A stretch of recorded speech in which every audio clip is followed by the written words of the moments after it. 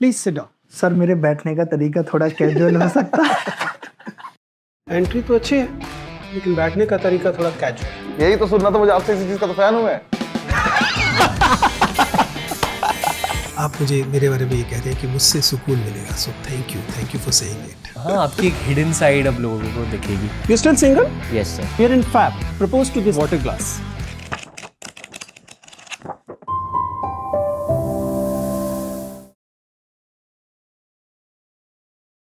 तो अभिनय, आपका डेफ मेरे पास है और यूं मेरे पास आपकी बारे में जानकारी है, लेकिन मैं चाहता हूं कि आप अपने आप को खुद इंट्रोड्यूस करें। सर मेरा नाम अभिनय है और मैं मैथ्स पढ़ाता हूँ और यूपीएससी में मुझे कभी आपके सामने मॉक इंटरव्यू देने का मौका नहीं मिला। अगर मिलता तो मैं शायद आज मैथ्स नहीं पढ़ा रहा होता और सिविल सर्विसेज में भारत सरकार को सेवा दे रहा होता, और जिस हिसाब की मेरी अभी हरकत है मुझे सेवा से निकाल भी दिया गया होता। गणित आप पढ़ाते हैं। गणित के विद्यार्थियों से अक्सर ये सवाल पूछता हूँ और बहुत बार विद्यार्थी निराश करते हैं। आप तो शिक्षक हैं, आप निश्चित तौर पर निराश नहीं करेंगे। What are numbers? Sir numbers थोड़ा इंग्लिश में मैं बताता हूँ, मतलब वैसे तो मैं हिंदी वाला हूँ, लेकिन numbers is the language to decode the world. दुनिया को समझने की भाषा है गणित। कहाँ सर कुछ बिना हिसाब किताब के चल पाता है। आज बच्चे माँ बाप से हिसाब मांग लेते हैं, प्रेमिकाएं से प्रेमी हिसाब किताब मांग लेते हैं, और बिना हिसाब किताब के दुनिया नहीं चलती, तो नंबर्स के बिना हिसाब किताब कैसे हो सकता है। तो हिसाब किताब करने के लिए नंबर्स जरूरी थे, जरूरी हैं और हमेशा रहेंगे। अभिनय, आप यूँ तो शिक्षक हैं, लेकिन इसके साथ साथ आप एक पब्लिक पर्सनालिटी हैं, आप सोशल मीडिया पर बहुत लोकप्रिय हैं। अ, आप अपनी किस पहचान को अपनी मूल पहचान मानते हैं? अपनी सामाजिक पहचान को, अपनी मीडिया पहचान को, या शिक्षक होने को? सर मैं YouTube पे सबसे पहले आकर के मैंने कंप्लीट मैथ्स पढ़ाया और आज भी मैं उसी पहचान को मानता हूँ, और मुझे वही चीज़ अच्छी लगती है जब बच्चे मेरे पास आते हैं और कहते हैं कि हमने आपके YouTube से पूरी गणित पढ़ी थी और मैं आज यहाँ पहुँच गया हूँ। तो उससे ज़्यादा सुकून किसी चीज़ में नहीं है। तो मैं ये मानता हूँ कि YouTube मैथ्स टीचर मेरी एक पहचान है। बाकी मैं क्योंकि उन बच्चों को पढ़ाता हूँ जो सरकारी नौकरी की तैयारी कर रहे हैं, तो मेरी ये जिम्मेदारी भी बन जाती है कि अगर उन बच्चों के साथ अन्याय होता है तो उनके साथ खड़ा हुआ जाए, सरकार से पेपर लीक पे, खराब एग्जाम सिस्टम पे सवाल किए जाएं। तो ये काम भी मुझे एज ए शिक्षक ही करना पड़ता है, क्योंकि वहाँ भी बच्चों को गाइडेंस की ज़रूरत होती है, इसलिए मैं करता हूँ। इस वाली बात को पर हम एक लंबी बातचीत अभी थोड़ी देर में करेंगे, ये जो एसएससी वाले आंदोलन में आपकी भूमिका रही। लेकिन चूंकि आपने अपने आप को यूट्यूब टीचर माना है और यूट्यूब टीचर्स के साथ आजकल कई इम्पोर्टेंट चीज़ें चलती हैं। मसलन जब मैं ये देखने की कोशिश करता हूँ कि अभिनय शर्मा के साथ क्या सामान्यतः प्रतिक्रियाएं आती हैं, तो बहुत सारे लोग कहते हैं कि अभिनय शर्मा आउटरेज को, आक्रोश को एक पद्धति की तरह इस्तेमाल करते हैं। आप आपकी टीचिंग में ये जो अति उत्साह और आक्रोश है वो लगातार दिखाई देता है, क्या वजह है? सर मैं अगर अभी इसको देखूं तो ये यूट्यूब पे आने से पहले भी था, कि बीच-बीच में जब लगता था कि बच्चे पढ़ाई नहीं कर रहे, तो शिक्षक गुस्सा करता है या क्रोध दिखाता है या उनको डराने की कोशिश करता है। सेम आज यूट्यूब की दुनिया में जहाँ इतना कुछ देखने के लिए है कि बच्चों को मलाइका की चाल भी देखनी है, श्रद्धा कपूर का बाप हमारे टाइम पे नहीं पता होता था, आज सब कुछ पता है। हमारे टाइम पे अमिताभ बच्चन की इतनी फ़िल्में आने के बाद हमें नहीं पता था कि अमिताभ बच्चन की एक बेटी भी है बेटे के अलावा। तो ये सब चीज़ें नहीं होती थी। आज बीटीएस वर्ल्ड इतना ज़्यादा है, बिहाइंड द सीन इतना कुछ है जो एक्साइटेड है, तो मैं गणित में कैसे वो एक्साइटमेंट लेके आऊं जहां मुझे पता है कि बच्चा बस थोड़ी देर के लिए मेरे पास आया है। तो मेरी ये कोशिश रहती है कि मैं बहुत जल्दी से अपने अंदर की सारी बातें, गणित के अंदर की सारी बातें उसके मुंह पे फेंक के मार दूं। I am so happy you actually in a sense आपने इस बात को स्वीकार किया कि अटेंशन जो है वो लगातार कम हो रही है और जी। अटेंशन को ये डिस्ट्रैक्शंस बहुत सारे हैं। ऐसे में शिक्षक, खासतौर से जो ऑनलाइन के शिक्षक हैं, उनके पास एक चुनौती है कि कैसे उनकी अटेंशन रखें। लेकिन कहीं ऐसा तो नहीं कि एक शिक्षक के तौर पर हम विवादों को, कंट्रोवर्सी को एक टेक्निक की तरह इस्तेमाल करना शुरू कर गए हैं कि चूंकि थोड़े बहुत विवाद होंगे, इससे अटेंशन मिलेगी, तो हमारा रिटेंशन ज़्यादा हो जाएगा, हमारे पास ज़्यादा ऑडियंस आ जाएगा। आपने बिल्कुल सही सवाल पूछा, लेकिन सर ऐसा बिल्कुल भी नहीं है कि कंट्रोवर्सी से आप 1 महीने चर्चा में रह सकते हैं, 2 महीने रह सकते हैं, मगर जैसे आज मैं अपनी बात करूं, मुझे 9 साल के आसपास तो यूट्यूब पे पढ़ाते हुए हो गई, तो वो बड़ा मुश्किल है। जैसे मैं एग्जाम्पल के रूप में आपको बताऊं, धांसू सर आपने सुना होगा शायद, उनका वो रील सबने देखा, 5,000 लड़के जोड़िए, 5,000 लड़के जोड़िए, आज वो कहीं नहीं दिख रहे हैं। कुछ साल आप इस चीज के बेसिस पे सरवाइव कर सकते हैं, लेकिन आपको अगर हमेशा लाइव रहना है, जिंदा रहना है, तो आपको जो काम आपका कोर है वो भी आपको करना पड़ेगा। ये सब चीजें कंट्रोवर्सी कुछ दिनों के लिए, जैसे लाइक दीपक कलाल को चर्चा में ले आई, आज कहीं नहीं है। राखी सावंत को बीच बीच में थोड़ा सा चर्चा में ले आएंगे, फिर कहीं नहीं है। ज्यादा से ज्यादा आप बिग बॉस में कंटेस्टेंट बन जाएंगे। थोड़ा मेरा इंग्लिश बड़ा खराब है तो मगर आपको अगर सच में लोगों के बीच में वो सम्मान और प्यार कमाना है, तो जो आपका कोर काम है, कुछ भी काम हो सकता है, वो गणित पढ़ाना, साइंस पढ़ाना, कुछ भी हो सकता है, वो आपको करना पड़ेगा। और आज सर एक चीज मैं और देखता हूं, शायद आप भी इस चीज से एग्री करेंगे और मुझे शिकायत भी है, कि आज सच को बताना भी कंट्रोवर्सी हो गया है। जैसे कंट्रोवर्सी बेसिकली विवाद है, लेकिन अगर कोई टीचर टॉपर्स खरीद रहा है, मैं इस चीज को एक्सपोज कर रहा हूं, मैं इसे विवाद नहीं मानता। शिक्षा इंडस्ट्री में जिसको पूरी तरीके से कॉरपोरेट बना दिया गया, सब कुछ मोल भाव हो रहा है, जहां पे बच्चा टीचर को दुकानदार और खुद शिक्षा को प्रोडक्ट की तरह ले रहा है, उन सब चीजों पे सवाल उठाने को मैं कंट्रोवर्सी नहीं मानता। मुझे ऐसा लगता है, शायद मुझे आप नाम दें कि मैं मुंहफट हो सकता हूं, कि मैं गलत हो रही चीजों पे तुरंत आवाज उठा देता हूं, बट ये कंट्रोवर्सी का हिस्सा नहीं है। अभी ना ये जो आपने अभी कहा, और ये मैं इसकी इज्जत करता हूँ इस बात की, कि आप ज़रूरत पड़ने पर वे चीज़ें बोलते हैं जिन्हें बाकी लोग बोलने से डरते हैं। लेकिन मैं जानना चाहता हूँ कि यह आपकी प्रकृति है या आपकी रणनीति?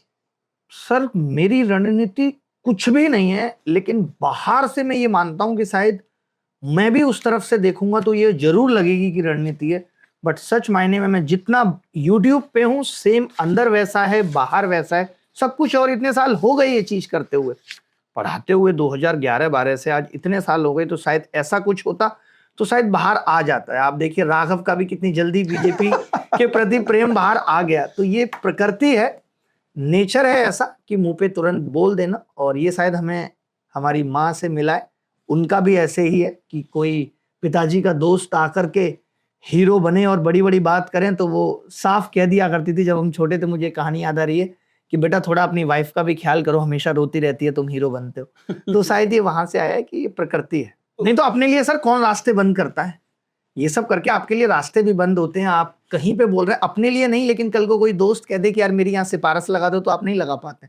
आप बहुत सारे रास्ते भी बंद करते हैं, इस चीज के भी बहुत नुकसान है। इंटरेस्टिंग एरिया में आपने बातचीत शुरू की, क्योंकि जब आप इस व्यामों में होते हैं कि भाई मैं तो लगातार सच बोल रहा हूँ, तो कई बार ईगोज टकराती हैं। बहुत सारे लोगों का कहना है कि जो आपने बात की कि एसएससी वाला जो आंदोलन हुआ, उसमें ईगोज ने एक भूमिका अदा की नेतृत्व को लेकर, क्योंकि स्वाभाविक है कि हमारे विद्यार्थी अगर किसी संकट में हैं, तो हम तो उनके साथ जाकर खड़े होंगे, हमारी जिम्मेदारी बनती है। और ऐसा अगर इंडस्ट्री में कई सारे लोग खड़े हो रहे हैं, तो उनकी आपस की ईगो टकरा जा सकती है।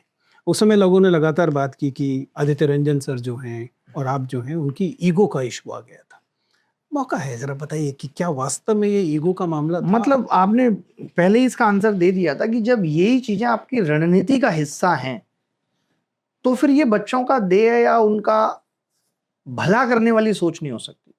तो जब एक ऐसे इंसान को, जिसकी प्रकृति है या जो नेचुरल है, उसको ये लगने लगता है कि ये सब एक स्ट्रेटेजी के तहत किया जा रहा है, तो उसको ईगो नहीं कहेंगे, उसकी गुस्सा कहेंगे। हाँ, मुझे गुस्सा इस बात से थी, शिकायत थी इस बात से, क्योंकि सर आप भी देखते हैं कि इतने सारे प्रोटेस्ट हमारे आपके सामने हुए हैं। मैंने भी बहुत प्रोटेस्ट किए 2013, 2017, और फिर ये ऑनलाइन इतनी सारी चीजें। तो वहां मैंने एक चीज मिसिंग की, चाहे वो विपक्ष की तरफ से हो या और लोगों की तरफ से हो, कि लोग कभी भी प्रोटेस्ट के रिजल्ट पे फोकस नहीं करते। लोगों को ये लगता है कि जब वो प्रोटेस्ट में बैठ गए और 4,000, 5,000, 10,000, 12,000 लोग आ गए, तो उन जो प्रोटेस्ट लीड कर रहा होता है उसकी इतनी बड़ी ईगो हो जाती है कि उसको ये लगता है कि सरकार आके खुद बात करेगी और समझेगी।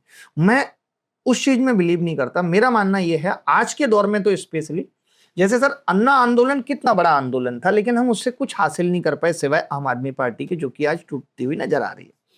तो मेरा मानना ये रहता है कि जब आप जिद करते हो तो या तो आप सोच के 5 चीजों की ज्यादा जिद करो, लेकिन आपको हमेशा पूरी नहीं मिलेगी, आपको धीरे धीरे ही मिलेगा जिस तरीके से आजादी मिली। तो उस आंदोलन से यही शिकायत थी कि जब सरकार की तरफ से ये खबर आ रही थी, सरकार के लोग खुद डीओपीटी मिनिस्टर एक बार मिल चुके थे, तो हमें वहां पे उतनी जल्दी उतना आक्रोश दिखाने की जरूरत नहीं थी। अरे अभिनय कह रहे हैं कि आक्रोश नहीं दिखाना हाँ, चाहिए। मतलब जब ये कह दिया कि हम आपकी बात सुन रहे हैं, क्योंकि अभी भी सर आप एसएससी में उतना एक्टिव नहीं है तो आपको नहीं पता होगा, लेकिन अभी भी जो हमसे वादे किए गए थे वहां बैठ के, उसमें से बहुत सारी चीजें पूरी हुई हैं, उन पे काम हो रहा है।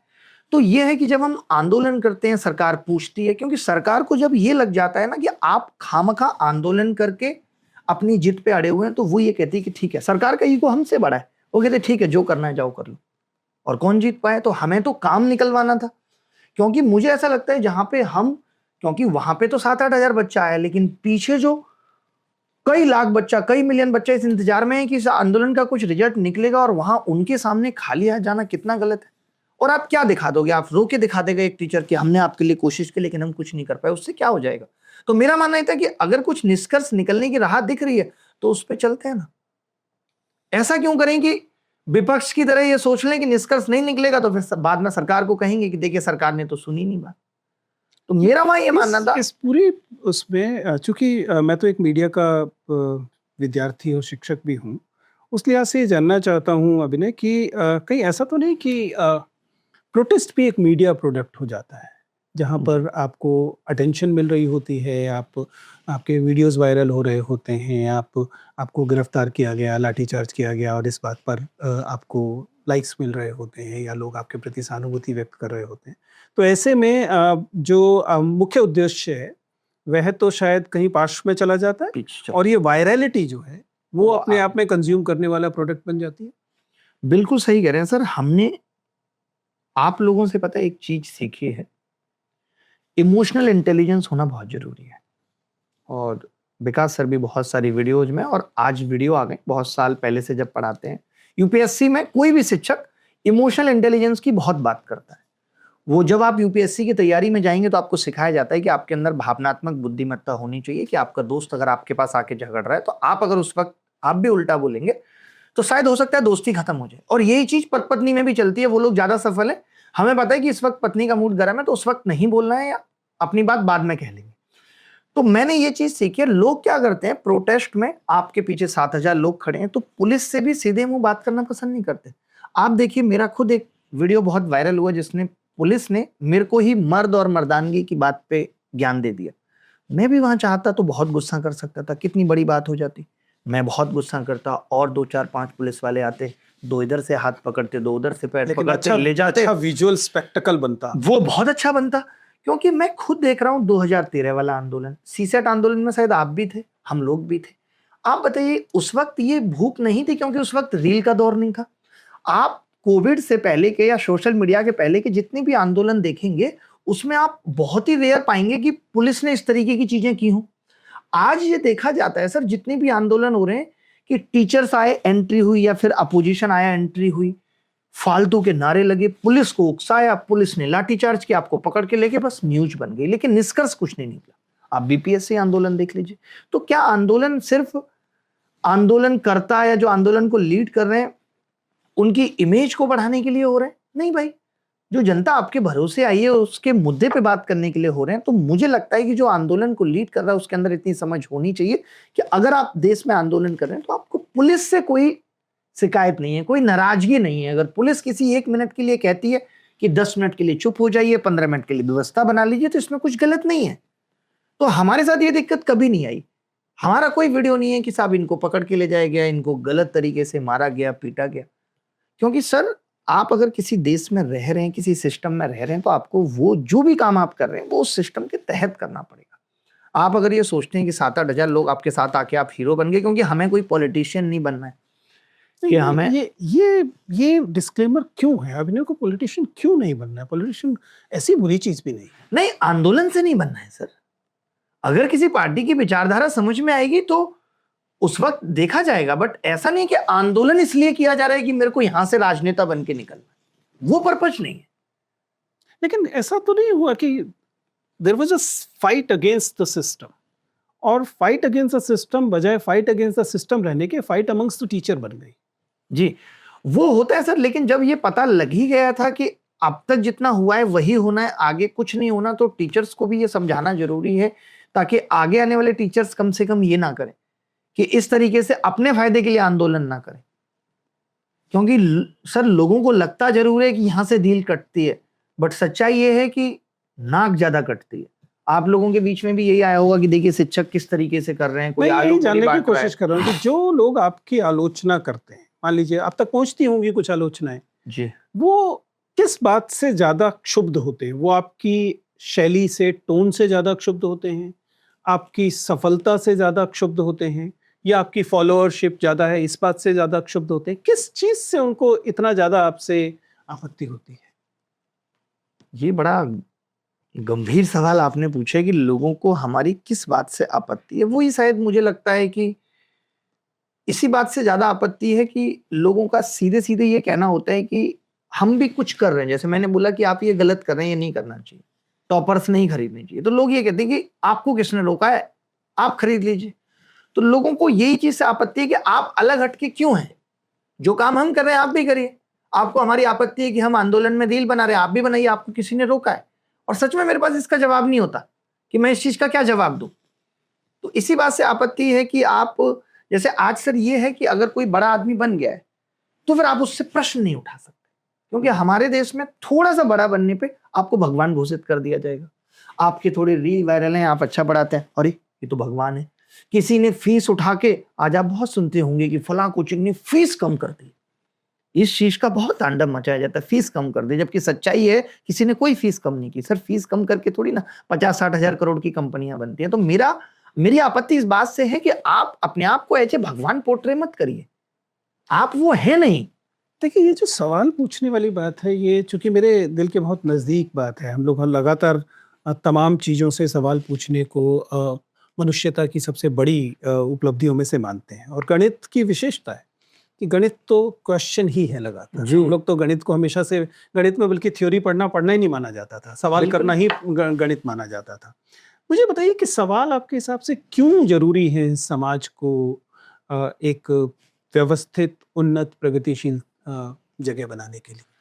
देखिए, अगर सर सवाल नहीं होंगे और हम भी वही करेंगे कि सरकार को या प्रधानमंत्री को हमने भी भगवान मान लिया, क्योंकि भगवान से आप क्वेश्चन नहीं कर सकते, तो फिर जो हम सोचते हैं, जो हम देखते हैं कि 2047 में विकसित भारत होगा, ये सब तो झूठ बात होगी ना। फिर आप, मेरा मतलब है कि अगर आप नहीं अच्छा कर रहे हैं तो आप सपना भी मत बेचिए।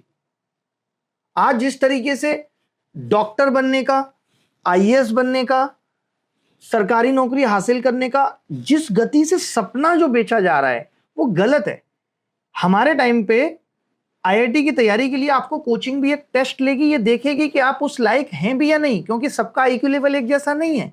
बट आज सिर्फ इतनी सी बात कह के नहीं, फीस बहुत कम है, सब तैयारी करो, तो उसके भविष्य के साथ खेलना है कि आप जो कि एलिजिबल नहीं है, डिजर्विंग नहीं है, और आप कह रहे हैं कि नहीं आप भी भाई तैयारी करो। और दूसरा आपने कहा कि सवाल पूछना जरूरी क्यों है, क्योंकि अगर सवाल नहीं पूछा, ये तो मुझे लगता है आपसे ज्यादा बेहतर शायद कोई नहीं जानता, क्योंकि आपने ज्यादा अरस्तु और हर चीज पढ़ी होगी, मैंने तो नहीं पढ़ी है इतनी, कि सवाल पूछना क्यों जरूरी है। क्योंकि बदलाव के लिए सवाल पूछना जरूरी है, क्योंकि हम ऐसा नहीं है कि हम कोई डेवलप्ड कंट्री है जहां पे कुछ भी गलत नहीं हो रहा है, सब कुछ बहुत सही हो रहा है। अब सर सवाल मतलब क्यों ना पूछा जाए, जहां पे एक तरफ हम 33% महिलाओं के बिल लाने के लिए पगलाए पड़े हैं और एक तरफ हम बंगाल में ओ दीदी और ए दीदी करने पे लगे हुए हैं, तो सवाल क्यों नहीं पूछा जाए। तो मेरा सवाल उन्हीं लोगों से है, उसी चीज के खिलाफ है जो दोहरी मानसिकता है। बेसिकली मेरा सवाल इस चीज से है कि वही अशोक मित्तल जिसके घर पे आज से 10 दिन पहले आपने ईडी की रेड डाली थी, उस आदमी से ईडी की रेड सर हमारे आपके ऊपर नहीं हो रही है, नहीं मिल रहा है ईडी को ना कुछ, की रेड करने के लिए भी कुछ तो चाहिए, यानी कुछ रहा होगा तो रेड हुई। तो ऐसे आदमी से जिस पे रेड हुई, जो कहीं ना कहीं प्राइमा फेसी ये दिखता है कि इसने कोई अपराध किया है, उससे आज देश की इतनी बड़ी पार्टी का अध्यक्ष हाथ मिला ले रहा है, तो ये ऐसा कैसे हो सकता है। तो मेरा इन सब चीजों के ऊपर सवाल रहता है और मैं लगातार पूछता हूं कि आज पत्रकार, आप देखिए सर, जो काम पत्रकारों का था, हम सवाल नहीं पूछते, ये काम पत्रकारों का था। मीडिया को बताया जाता था कि ये देश की, मैं आज भी रात को सोने से पहले कुछ दिनों से यही चीज सोच रहा हूं कि इसका तोड़ क्या है, क्योंकि आज पत्रकार ये कह रहे हैं कि मीडिया को विज्ञापन नहीं मिलेंगे सरकार से, सबसे ज्यादा सरकारी विज्ञापन मिलते हैं। तो बाकी और देशों में कैसा होता होगा? फिर तो मीडिया अब कभी सवाल नहीं पूछ पाएगी, जो आज थोड़े बहुत पूछ रही है, और विज्ञापन बढ़ेंगे तो बिल्कुल नहीं पूछ पाएगी। फिर तो ऐसा भी हो जाएगा कि विपक्ष के पार्टी और प्रवक्ताओं को बिठाना भी मुश्किल हो जाएगा कि वो चैनल पे भी नहीं दिखेंगे अगर विज्ञापन और बढ़ेंगे। तो मेरी ये चिंता है कि इस चीज का तोड़ क्या है। अब मैं सोचता हूं कि नहीं यार, इस चीज का तोड़ शायद न्यायपालिका के पास हो, तो वहां से भी इस तरीके की चीजें सुनने को मिलती हैं। तो जब पता चलता है कि अब न्याय खुद धीरे धीरे सत्ता की जेब में जा रहा है, तो वहां अगर हम जैसे लोग भी सवाल नहीं करेंगे तो सर ये बहुत हमारा काम मतलब सत्ता को जगाना है और शिक्षक का काम। लेकिन जब हम शिक्षक बात करते हैं, मसलन जिस समय अभिनय शर्मा सवाल पूछते हैं, और आपने तो बहुत संवेदनशील चीज़ों पे भी सवाल पूछे, हम विश्वविद्यालय के शिक्षक तो ऐसा करते थे, लेकिन आप तो ऐसे क्षेत्र के व्यक्ति हैं जिन पर सरकार फिर भी ज़्यादा झपट्टा मार सकती है, फिर भी उसके बावजूद आपने हाथरस पे सवाल उठाया, आपने अलग अलग चीज़ों पर सवाल उठाया। जब इस तरह के संवेदनशील मुद्दों पर आप सवाल उठाते हैं, तब आप एक शिक्षक होते हैं, एक नागरिक होते हैं, या कोई रणनीतिकार होते हैं? बहुत बहुत कमाल की बात है आप पूछ रहे हैं, सब क्लियर होना बहुत जरूरी है। सर अगर आप मुझे पूछेंगे कि अभिनय शर्मा ऑन ट्विटर, तो कोई शिक्षक नहीं, कोई रणनीतिकार नहीं है, वो सीधे सीधे सत्ता से सवाल पूछने वाला आदमी है ट्विटर पे। मैं उन लोगों में से नहीं हूं। आप मेरा ट्विटर खंगाल के देख लेंगे तो आपको नहीं पता चलेगा कि इसमें मैथ्स की बात कहाँ की गई। आपको वो लोग जानते हैं इसलिए लोग कमेंट करते हैं, बट मैंने कहीं नहीं लिखा कि मैं यहां पढ़ाता हूं। आप मेरे ट्विटर के ऊपर कोई भी एक सिंगल पोस्ट नहीं होगी जहां पे मैंने पढ़ाई लिखाई से, बैच, कहां पढ़ाता हूं, क्या करता हूं, इस पे बात की होगी, कभी नहीं। आप इंस्टाग्राम पे जाएंगे तो मेरा एक इंस्टाग्राम है अपना, दा अभिनय शर्मा, जहां पे मैं सिर्फ अपनी गाने एंजॉय कर रहा हूं, पर्सनल लाइफ को थोड़ा बहुत दिखाता हूं, कभी कभी 100-125 पोस्ट होंगी मेरी, बस। इसके अलावा अभिनय मैस इंस्टाग्राम पे आप देखेंगे सिर्फ मोटिवेशनल बात है या फिर ऐसी बात है जो जनता को जानना जरूरी है। जैसे सर आज नकली खाने की बात हो रही है कि खाने में इतना नकलीपन है, तो उसको मैं दिखाने की कोशिश करता हूं। और अगर आप YouTube पे जाके देखेंगे तो मेरा जो चैनल है वो अभिनय मैथ्स ही नाम है, और मैथ्स का मतलब ही है कि वो मैथ्स का टीचर है। तो मैंने ऐसे अलग अलग बांटी हुई हैं चीजें कि मैं ट्विटर पे पढ़ाई लिखाई की बात नहीं कर रहा हूँ, मैं इंस्टाग्राम पे पढ़ाई लिखाई की बात नहीं कर रहा हूँ, यूट्यूब पे आ रहा हूँ तो मैथ्स की बात कर रहा हूँ, या मैं यूट्यूब पे कोई मुद्दा उठाना है तो वो भी पेपर लीक, एग्जाम सिस्टम, इन चीजों के खिलाफ। सर कोई भी नहीं बोल रहा है। आप बताइए 2021 में एजुकेशन पॉलिसी आई, अभी तक लागू नहीं हुई। एजुकेशन में कोई इनोवेशन, स्किल लर्निंग की आप बात नहीं कर रहे। आप प्रधानमंत्री 20 साल कौशल योजना चलाते हैं, उसमें 10,000 करोड़ का घोटाला हो जाता है। तो कौन इन चीजों पे बात करेगा? और जो थोड़ा बहुत बात करने की सोचते हैं उनके पास सीडी सीबीआई जाती है, वो फिर माननी है। सर मुझे दिल इतना मेरा ब्रेक हुआ, इतना तो वो गई थी, तब नहीं हुआ जब मैंने देखा कि आज से 1 साल पहले के राघव चड्ढा, जो मोदी जी या मोदी के बात कर रहा आदमी, आज कह रहा है कि माननीय प्रधानमंत्री नरेंद्र मोदी के नेतृत्व में अब हम काम करेंगे। तो कोई कैसे इतना बदल सकता है? ये दिल तोड़ती है सर बात। मैं उस संवेदनशीलता को महसूस कर सकता हूँ, लेकिन मुझे बताइए कि बहुत लोग ऐसा कहते होंगे कि एज अ टीचर इन सारी चीज़ों से आपको चूँकि एक तरह की प्रसिद्धि मिलती है, और प्रसिद्धि ही आजकल की दुनिया में पैसा भी है, उसी से आमदनी आती है इत्यादि। आप इन आरोपों को कैसे लेते हैं? डू यू फील डिफेंसिव जब आपको कहा जाता है कि आपने बहुत पैसा कमा लिया? सर लोग कहते हैं, मैंने ऐसे बहुत पैसा नहीं कमाया है। अच्छा, शायद बता ही डालिए कितना कमाया। मतलब मैंने शायद लगता जरूर है, क्योंकि जो आपने आक्रोश वाली बात भी कही थी या जो ईगो वाली बात भी कही थी, वो सर 2 चीजों से आता है, एक प्राप्ति और एक त्याग। तो मेरे पास प्राप्ति का ईगो या आक्रोश नहीं है, मेरे पास त्याग का ज्यादा है कि मैंने बहुत कुछ त्यागा है। मैं भी चाहता तो अपनी एडटेक कंपनी बना के 2017 में मेरे पास 1 मिलियन सब्सक्राइबर थे, और 2020 में 400-500 करोड़ रुपए में बेच के आराम से ग्रेटर नोएडा में इन्वेस्ट करता, तो अभी 7-8 हजार करोड़ हो गए होते। तो मेरे पास त्याग का एटीट्यूड है कि मैंने त्यागा बहुत है, और मैं सुकून से सोना चाहता हूँ। ऐसा नहीं है कि कोई कहे कि मुझे पैसा कमाने की भूख नहीं है या मैं पैसा नहीं कमाना चाहता। मैं कमाना चाहता हूँ, बट मैं गलत करके नहीं। मैं टॉपर्स खरीद के ये दिखा के कि मैंने ज्यादा सिलेक्शन दिए हैं इसलिए मेरे पास पैसा आ जाए, मैं ऐसे पैसा नहीं कमाना चाहता। पैसे कमाने का रास्ता मैं ये चुनना चाहता हूँ जहाँ पे किसी का अहित नहीं।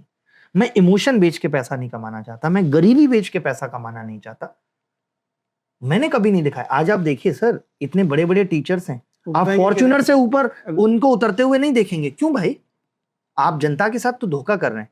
मैं तो पहली गाड़ी मर्सिडीज लेके आया, मैंने फेसबुक पे अपडेट किया, मेरी सोच में था मेरे और मैं ये भी एक्सेप्ट करता हूं कि मेरे पास उस वक्त कपड़े नहीं थे अच्छे पहनने के। मुझे नहीं थी कपड़ों की समझ, वो मुझे 2020 में आई और 2017 में मुझे गाड़ी की समझ आ गई, मैं लेके आया। तो बात है कि मैंने कुछ छुपाया नहीं, मतलब मैं गलत तरीके से नहीं करना चाहता कि जमीर बेचना पड़ रहा है पैसा कमाने के लिए, ईमान बेचना पड़ रहा है, मैं वो चीजें नहीं करना चाहता। सच्चाई के रास्ते से जो पैसा आ सकता है सर, कंपनियों को बाहर से इन्वेस्टमेंट मिली, उन्होंने खुद आके दरवाजे पे कहा कि साहब ये पैसा है, पकड़ लीजिए, इतने साल आपको सेवा देनी है। मैंने सेवा दी, सेवा देने के कुछ साल सर कम हो गए तो उन्होंने मुझे 15 करोड़ का बिल बना के भेज दिया कि इतना पैसा आपको वापस करना है। ये मैं आज पहली बार आपके सामने बोल रहा हूँ। तो सर मैंने लोगों को पैसा भी वापस किया, मैं भी भाग सकता था। मेरा आज यूट्यूब पे आप कोई वीडियो नहीं दिखा सकते कि आई लेफ्ट फलाना प्लेटफॉर्म, मैंने वो इमोशन नहीं जीता। मैं भी ये काम कर सकता था, मैंने नहीं किया। उसके बाद में एक इन्वेस्टर के साथ जुड़ा, उसके बाद मुझे लगा कि मेरे विचार और इन्वेस्टर के विचार नहीं मिल रहे। सर कौन कंपनी यहाँ होगी जो आज किसी की इन्वेस्टमेंट लौटा के, जो कि खर्च हो चुकी है अपनी जेब से, जिसको लोग लेके जा चुके हैं, वो अपनी जेब से दे के आके कि भाई अब मुझे आपके साथ काम नहीं करना। तो मेरी जिंदगी में सुकून प्रायोरिटी पे था। मैंने पिछले 4 साल में लोगों को बहुत लगता है बहुत पैसा लौटाया लोगों को, और 500 से ज्यादा ऐसे लोग हैं सर जो उधार लेके चले गए और वापस नहीं किया, तो सबने काटा है। तो वो लगता है बाहर से बहुत देखने पे कि लोग ऐसा पूछ लेते हैं कि अच्छा 50 करोड़ और फलाना, कोई नहीं जानता कि हमने लोगों को पैसा भी लौटाया। ये बताइए कि अब तो आप इंडस्ट्री को काफ़ी समय से देख रहे हैं। ये जो इंडस्ट्री है जिसमें लोगों को प्रतियोगी परीक्षाओं के लिए तैयार किया जाता है, क्या आकलन है आपका? पहली बात तो ये कि कितनी बड़ी है, और दूसरा इसका भविष्य क्या है? तो इसमें मैं सब एसएससी, यूपीएससी, नीट, जेईई सब शामिल कर रहा हूँ, क्योंकि ये सब सपने बेचने वाली इंडस्ट्री आप हम भविष्य तो रहेगा, लेकिन आप ये नहीं कह सकते कि उस भविष्य को आप मोनेटाइज कर पाएंगे उस लेवल पे कि आज 50,000 करोड़ बना लिया किसी ने, 10,000 करोड़, वो चीज नहीं हो वो अब पाएगी। खत्म हो गई। वो अब खत्म हो गई है। वो बहुत मुश्किल है क्योंकि कंटेंट का मैक्सिमम हिस्सा, ऑलमोस्ट सारा यूट्यूब पे अवेलेबल है। तो जो भी समझदार बच्चा या जो भी पढ़ने वाला बच्चा है वो यूट्यूब से, जिसको यूट्यूब पे नहीं मिल रहा तो टेलीग्राम से, वो एक तैयारी कर सकता है। तो अब लोगों को जहां सब कुछ इजीली मिल जा रहा है तो वो उसके लिए पैसा क्यों देंगे? और सही बात भी है। और सर मैं तो चाहता हूं कि कोचिंग इंडस्ट्री बंद हो। हाँ, सर सभी स्कूल ठीक से काम करेंगे। क्यों चाहते हैं आप कोचिंग इंडस्ट्री बंद हो? क्योंकि ये सवाल मुझसे भी पूछा जाता रहा है, इसलिए सर मैं इसलिए चाहता हूं क्योंकि ये सरकार की विफलता है कि स्कूल में, कॉलेज में अच्छा नहीं पढ़ाया जा रहा। वो लोग खुद एक कंफर्टेबल जोन में चले गए हैं। तभी तो सर सरकारें आजकल की शिक्षकों से, जो सरकारी शिक्षक हैं, उनसे कह रही हैं आप SIR में पार्टिसिपेट करिए, आप वोटिंग में पार्टिसिपेट करिए। उनको तो फ्री छोड़ दिया है बिल्कुल। वो पढ़ाना कैसे पढ़ाएगा? सर टीचिंग अगर 10 से 2 की होती थी तो सरकार को, लोगों को भी ये समझना पड़ेगा वो आराम के लिए नहीं थी। लोगों ने सोच लिया आराम की नौकरी है, 10 से 2 कर लो। एक शिक्षक को 10 से 2 पढ़ाने के लिए घर पे भी 4 से 5 घंटे देने पड़ेंगे, जब वो बेहतर पढ़ा पाएगा। लेकिन सरकारों ने शिक्षकों का मिसयूज किया, तो शिक्षक स्कूल में, कॉलेज में अच्छा परफॉर्म नहीं कर रहे, बच्चे कोचिंग का सहारा ढूंढ रहे। सर ये दुख की बात है और शर्म की बात है कि आज 1 से लेकर के, मैं देख रहा था इंस्टाग्राम पे ऐड कि कक्षा 1 से कक्षा 5 तक की कोचिंग मात्र 9 रुपए में उपलब्ध है। What the hell is this? अगर सच में उपलब्ध करानी थी तो 0 में करा लेते। आज आप देखिए सर, ऐसे ऐसे कोर्स उपलब्ध कराए जा रहे हैं जिनका सच में भविष्य नहीं है। ग्राफिक डिजाइनर के कोर्सेस, मतलब हर कोचिंग इंडस्ट्री का ये है कि जल्दी से समेट लो जो समेटा जा सकता है, क्योंकि उनके नानी, फूफा, चाचा सब ये बता रहे हैं AI का दौर आएगा, आप खत्म हो जाएंगे। तो वो जल्दी से समेटने के दौर में खूब अनएथिकल प्रैक्टिस की जा रही। तो आप कैसे देखते हैं फिर इसका भविष्य कहाँ जाएगा? ये व्यक्तिगत तौर पर, एक शिक्षक के तौर पर इसमें मतलब सर जो इसके अंदर इतनी लग्जरीनेस आ गई थी, जो ये हजारों करोड़ों की बात आ गई थी, ये तो नहीं होगी। ऐसा नहीं कि स्कूलों ने बच्चों के साथ गलत नहीं किया, स्कूलों ने भी खूब किया। सर हम ये मानते थे ना, आप के तो बच्चे स्कूल से पढ़ के निकल चुके हैं, आप ये मानते होंगे कि यार स्कूल किताबें भी महंगी दे रहा है, बस्ता भी महंगा दे रहा है। ये हमें शिकायत थी। और सर आज कोचिंग्स क्या कर रही हैं? उनको तो जरूरत भी नहीं थी सर बस्ता बेचने की, उनको जरूरत नहीं थी बैग बेचने की। उन्होंने सोचा कोर्स के साथ, मुझे नहीं पता सर, आप शायद मुझसे ज्यादा जानते हो, मैं आपसे पूछना चाहता हूं कि इस चीज का क्या नाम दिया जाए और ये कैसे गलत है? जैसे कि आपने as a teacher, maths teacher, या मैंने as a maths teacher students को अपना बनाया गणित का ज्ञान देके। अब मैं उनको क्या कर रहा हूं, उस इमोशन में उनको ऐसी ऐसी चीजें बेच रहा हूं, पूरा मर्केंटाइज बेचा जा रहा है जिसकी जरूरत नहीं है। तो ये गलत है या सही है? कम से कम एथिकल तो नहीं है। इथिकल नहीं है ना सर, क्योंकि मैं एक्चुअली शायद illegal ना हो। इलीगल ना हो, बट इथिकल नहीं है सर। कुछ चीजें लीगली गलत नहीं हो सकती सर, सरकार को समझने में देर हो जाती है। ड्रीम 11 सर मोरली गलत था, लीगली भी गलत था, लेकिन उस चीज को लीगली गलत होने तक ड्रीम 11 96,000 करोड़ की कंपनी बन गई सर। जितने युवाओं का, जितने लोगों का उसमें पैसा डूबा, उसके हिसाब का क्या? तब किसी ने नहीं सोचा। हम तब भी ड्रीम 11 पे आवाज उठा रहे थे कि ये गलत है।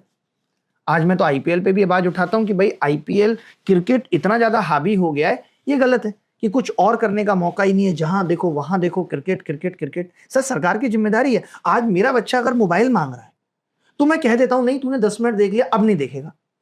गलत तो इसमें भी नहीं है मैं उसको पूरे टाइम मोबाइल दे दूं। लेकिन हम क्या कर रहे हैं, अपना बच्चा है, बाकी के बच्चे को बीटीएस, बाकी के बच्चे को आईपीएल, बाकी के बच्चे को अपनी रील, कुछ भी दिखाओ। और ये हम क्या हमारे प्रधानमंत्री तक कर रहे हैं। दुख की बात तो ये है कि प्रधानमंत्री असम में जाते हैं, एसपीजी को खंबे के पीछे खड़ा करते हैं और रील बनाते हैं वहां की महिलाओं के साथ। सर ये सब करना है तो आप प्रधानमंत्री से त्याग पत्र दे दीजिए। हर एक काम की अपनी जिम्मेदारी है। अभी पिछले काफी समय से जब से आपसे बातचीत शुरू हुई है, मैं जिन चीजों को देख पा रहा हूं उनमें से एक चीज दिखाई देती है कि आपका आक्रोश सामान्यतः व्यक्तियों के प्रति ज्यादा है। वो ठीक से नहीं कर रहा, वह व्यक्ति ठीक से नहीं कर रहा, और व्यवस्था के प्रति आप रिलेटिवली सॉफ्ट है कि नहीं नहीं उनकी बात तो मान लेनी चाहिए, उनके साथ तो बातचीत करके सर चलना चाहिए। व्यवस्था को लीड कौन कर रहा है? Who is the leading this व्यवस्था? इस देश को लीड करे प्रधानमंत्री। तो अगर मैं व्यवस्था की बात कर रहा हूं, प्रधानमंत्री समेत तमाम व्यवस्था के लोग भी तो इस व्यवस्था का उत्पाद ही हैं। सर वो जितने लोग व्यवस्था के लिए उत्पाद हैं, वो उनकी हर एक लाइन शुरू यहीं से होती है, प्रधानमंत्री के नेतृत्व में। प्रधानमंत्री के नेतृत्व में। तब आप किससे सवाल पूछेंगे? आज कोई कंपनी है तो वो भी एक सिंगल पर्सन लीड कर रहा है हर कुछ। आप देखते होंगे आज कोचिंग इंडस्ट्री में भी मालिक आ गए साहब। हमारे टाइम पे नहीं होता था सर। आई कैन नॉट से कि यार मालिक है, मैं इनके अंडर काम कर रहा हूं, तो टीचर का कोई मालिक नहीं हो सकता, वो अपने आप में खुद मालिक है। लेकिन आज वो कॉर्पोरेट कल्चर में क्या हो गया कि टीचर के भी मालिक हो गए। शिक्षक जो अपने आप में एक रीड होती थी, उसको भी मालिक कहना पड़ रहा है लोगों को।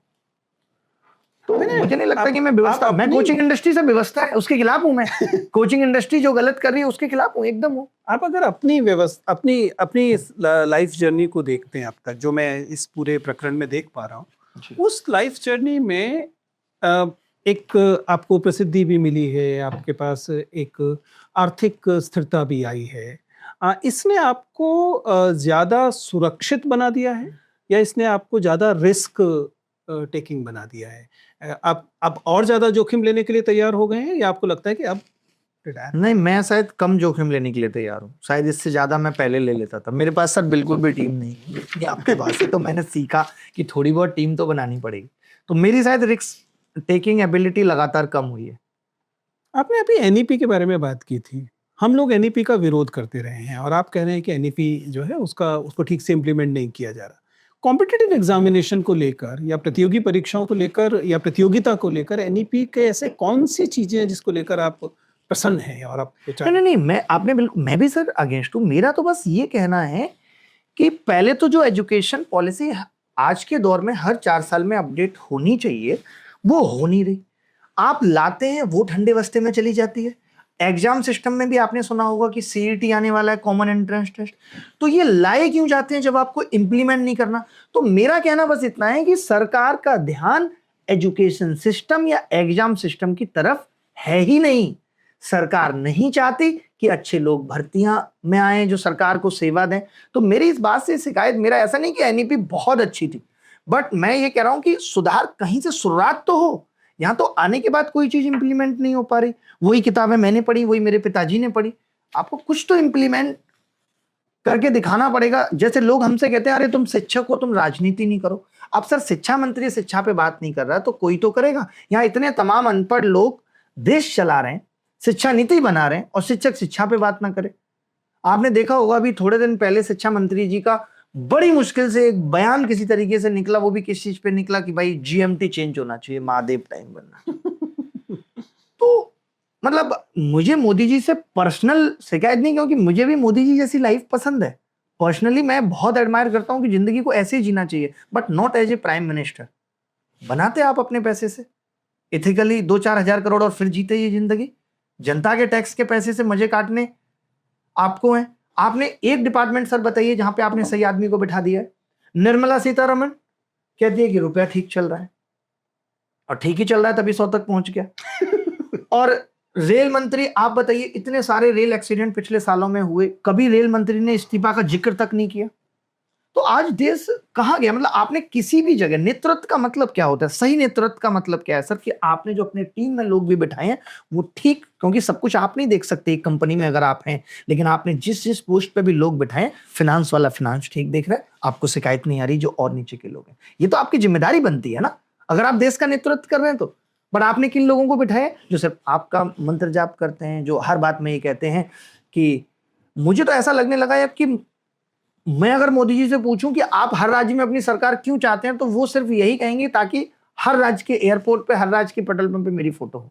सिर्फ इतने से लालच के लिए आप हर राज्य पे सरकार चाहते हैं।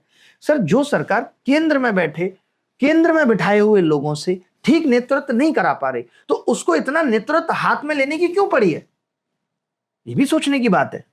आपने अपने बड़ी नेतृत्व, इंटरेस्टिंग बात है। मैं बैठकर ये सोचने की कोशिश कर रहा हूँ कि इस समय हम इस बात को रिकॉर्ड कर रहे हैं, हाँ, और ये जाहिर है कि कुछ दिन बाद ये यूट्यूब पर जाना चाहिए। और जिन सरकारों से मुझे और आपको भयानक असहमति है, उनकी वही फिर से सत्ता में आ रही हैं। नहीं, उनके हाथ में एकदम उनका माइक्रोस्कोप लगा हुआ है ये जानने के लिए कि कौन अभिनय और विजेंद्र क्या बोल रहे हैं। नया आईटी एक्ट के नियम अगर आप देखें तो उसके तहत यूट्यूब पर आप अपने क्लासरूम में क्या बोल रहे हैं उस पर भी सरकार नज़र रखने वाली है। उस पर उसके उसके वो एक छोटा सा फर्रा जारी कर सकती है कि आज के बाद अभिनय नहीं दिखाई देंगे, उनको देश में बैन कर दिया जाए। अगर ऐसा कई लोगों के साथ हुआ जो जी जी, क्या आपको नहीं लगता कि ये जो नियंत्रण की बहुत ज़्यादा चाह है, ये जो एक्टिविस्ट है उनके लिए तो परेशानी की चीज़ है ही, लेकिन शिक्षकों के लिए भी बहुत परेशानी की चीज़ है कि अगर शिक्षक को बार-बार ये सोचना ही पड़े कि मेरे बोलने से जो देश के प्रधानमंत्री या देश के मंत्री या सचिव हैं वो खुश होंगे कि या प्रसन्न होंगे, तो थोड़ी सी सर ज़िंदगी मैं मुश्किल हो तो जाएगी। मैं तो अभी ये सोचता हूँ कि मेरी लाइफ 40-45 साल अभी बची है, और मोदी जी की उतनी तो नहीं बची है। ठीक है, उतनी नहीं बची है, तो वैसे भी इस दौर में मैं उनसे जीत रहा हूं। ठीक है, तो यहां मैं जीत रहा हूं, तो कब तक ऐसा हो जाएगा कि नियंत्रण होगा? और अगर शायद हम ऐसा सब सोचेंगे तो फिर कैसे देश चलेगा सर? फिर तो सब, जैसे कंगना जी का एक बयान मुझे याद आता है जो कि मैंने उनसे ही सीखा था। वो कहती थी, मेरे घर में पानी आ रहा है, पड़ोसी के घर में नहीं आ रहा, तो मैं सवाल पूछूंगी ना। तो आज वही महिला देखिए सर किस तरीके से बदल गई। अच्छा, चलिए कुछ बेसिक सी बात बताइए। आपके हिसाब से ज्ञान का विस्तार ज्यादा इम्पोर्टेंट है या डेप्थ, गहराई ज्यादा इम्पोर्टेंट गणित के हिसाब से? हाँ मतलब ज्यादा फॉर्मूले याद होना ज्यादा इम्पोर्टेंट है या गणितीय सर, गहराई हर होना? चीज में गहराई होना ज्यादा जरूरी है। विस्तार भले ही कम हो, क्योंकि विस्तार अगर आप सोचने लगे, मेरा मतलब जैसे आपने गहराई की बात की, तो गहराई जब आती है तो आपको समझ में आ जाता है कि मैंने 4 चीजें सीखी हैं तो मैं इसको इम्प्लीमेंट कर पाऊंगा। लेकिन आपने 150 चीजें सीखनी, but you are not able to implement. मेरा मानना यह है कि पूरी रामायण खत्म करना जरूरी नहीं है, लेकिन अगर रामायण में आपने 4 अध्याय भी पढ़े हैं तो उसका इम्प्लीमेंटेशन जरूरी है। जैसे सर सोचिए, जो पार्टी श्री राम के भरोसे ही चुनाव लड़ रही, बार बार पता नहीं क्यों पार्टी आ जाती है, चुनाव लड़ रही हो, वो श्री राम के आचरण पे नहीं है। श्री राम तो सर छुप के देखा करते थे कि जनता कहां आलोचना कर रही है और मैं उसे ठीक कर सकता हूं, और ये लोग आलोचना सुनने के लिए लोगों का मुंह बंद करना चाहते हैं। तो श्री राम से तो इनकी विचारधारा मैच ही नहीं करती। सास बहू का झगड़ा सर खत्म नहीं हो रहा रामायण पढ़ने के बाद, तो क्या फायदा? ज्ञान की बातें दीवारों पे भी बहुत लिखी है, महान नहीं हो गई। मेरा मानना है ज्यादा ज्ञान डिस्कम्फर्ट करता है, बेचैन करता है। कम ज्ञान लीजिए। आज शायद लोग ज्यादा बेचैन है, ज्यादा एंग्सियस है, ज्यादा डिप्रेस्ड है, क्योंकि वो सोशल मीडिया ज्यादा देख रहे हैं, ज्यादा कंज्यूम कर रहे हैं सोशल मीडिया। इतना ज्ञान आ गया है, उनको हर एक चीज जाननी है। सर सोशल मीडिया पे ऐसे वीडियो आते हैं कि ट्रेन की प्लेट पीली क्यों होती है। सर मैं इसको जान के क्या करूंगा? ये मेरे काम की बात नहीं है, इससे मेरी जिंदगी नहीं चलेगी। पीली क्यों होती है? और ऐसी बातें जाननी है तो बहुत है सर। आप फिर अपने शरीर को ही आप इतने ज्यादा बारीकी से सोचने लगेंगे तो आपको खुद ही लगने लगेगा कि आप थोड़ी और नीचे लगाई जा सकती थी। नाक ये बीच में आ रही है, इसको शायद साइड में या कहीं पीछे से, मतलब उलूल आप कुछ भी सोच लीजिए। तो हर चीज सोचने की जरूरत नहीं है। चलिए, आखिरी चीज मैं जानना चाहता हूँ। जी। अब तक आप बार बार वायरल हुई, अलग-अलग वजहों से वायरल हुई हैं। हालाँकि अपना कहना है कि आपके शुरुआती जो वीडियो थे वो सबसे ज़्यादा वायरल पहला वीडियो पहला वीडियो बहुत ज़्यादा। क्या समझ है आपकी वायरलिटी जो चीज़ होती है, क्या स्रोत है उसका? कहाँ से आती है? कुछ अंदाज़ा है या बस पता नहीं आ जाता? और क्यों जरूरी है या जरूरी है हाँ। भी या नहीं? सर वायरलिटी मुझे लगता है किस चीज के लिए आप वायरल हो? हाँ, लोग तो नाली का पानी पीते हैं उसको भी वायरल कर देते हैं। वायरल तो Cringe राखी भी। सावंत या फिर उर्फी जावेद किस चीज के लिए हुई, तो वो वायरलिटी मायने नहीं लगती। आप अपने काम के लिए वायरल है, जैसे आप मॉक इंटरव्यू के लिए वायरल हैं। तो वायरल आप किस चीज के लिए हैं? आप बेबाकी से बोलते हैं, आप निर्भीक हैं, आप सरकार से सवाल जवाब करते हैं, आपको चिंता नहीं है कि ट्विटर आपको बैन कर देगा। मैं ट्विटर पे 2017 में ही ब्लू टिक हो गया था, जब ब्लू टिक पैसों से नहीं बिकता था। आजकल तो हर चीज बिक रही है। तो मुझे भी बड़ा अजीब लगा था कि उस दौर में जहां मैं लगातार सरकार से सवाल पूछ रहा हूँ, ट्विटर इतना मेहरबान मेरे पे कैसे हो सकता है कि मैंने फॉर्म भरा और उसने मुझे ब्लू टिक दे दिया। बड़ी बात भी थी उस टाइम पे 2017-18 में।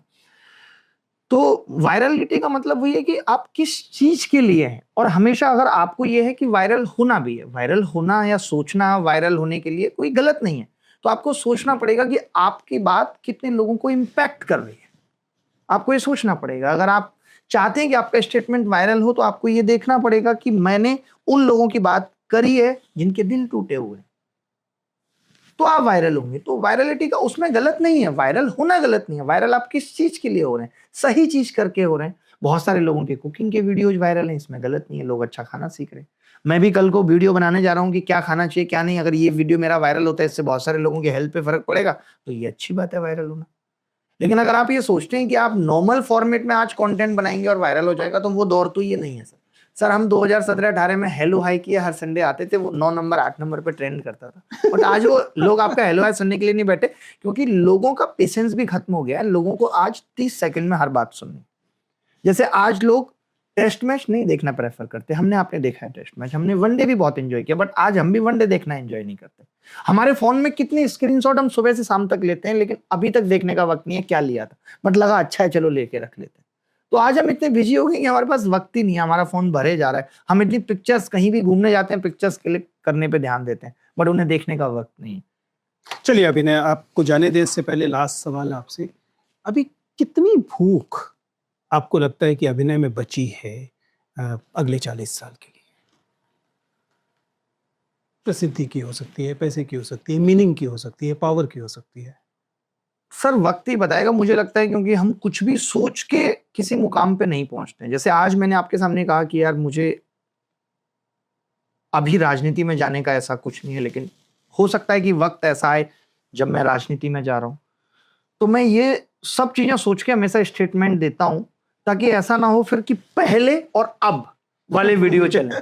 क्योंकि पता नहीं होता, जिंदगी कोहरे की तरह है। हम 50 मीटर आगे बढ़ते हैं तो फिर आगे देखना शुरू होता है। तो चलते रहना चाहिए, कुछ भी नहीं पता है कब कहाँ क्या होगा। पहले भी कभी नहीं सोचा था, आपके साथ रहते थे जब सिग्नेचर में, तब नहीं पता था कि जिंदगी कहाँ लेके जाएगी, क्या कुछ जी लेंगे। हमें यही लगता था, सपने इतने ही बड़े थे कि एक लिवाइस की जीन्स लेनी है, हल्दीराम में बैठ के खाना खाना है, इतने ही बड़े सपने होते थे। लेकिन जब देखा तो दुनिया उससे बहुत बड़ी निकली। गुची, पराडा, एलबी और 5 स्टार 7 स्टार बहुत कुछ निकला। जब दुनिया देखने गए, भारत से बाहर निकले, तब देखा कि अरे यहाँ ट्रेन भी टाइम पे आती है, स्टेशन याद रखने की जरूरत नहीं है, आप वक्त याद रख सकते हैं कि 2:37 पे आपका टैप स्टेशन खोल के आएगा। पानी पी सकते हैं, टैप खोल के पानी पी सकते हैं, हाँ, साफ हवा में सांस ले सकते हैं। और हम विकसित भारत की बात करते हैं, जहाँ पे अदरक अपनी खुद की प्रकृति भूल चुका है कि वो अदरक है, जहाँ पे धनिये में अब खुशबू बिल्कुल भी नहीं आती है। तो कैसे सर विकसित भारत होगा? आप ही कुछ बताइए। 2047 आने में ही है, बहुत ज्यादा वक्त नहीं है। थैंक यू अभिनय फॉर स्पीकिंग योर हार्ट, क्योंकि आप एकदम दिल से अपनी बात को बोल रहे थे, और इनमें से कई चीज़ें जाहिर है कि सबको पसंद नहीं आएंगी, लेकिन बहुत ज़रूरी बातें थी। तो सर सिलेक्शन होगा कि नहीं? आप तो पहले से सिलेक्टेड है, लोगों के दिलों पर राज करते हैं। थैंक यू सर, बहुत अच्छा लगा आपसे।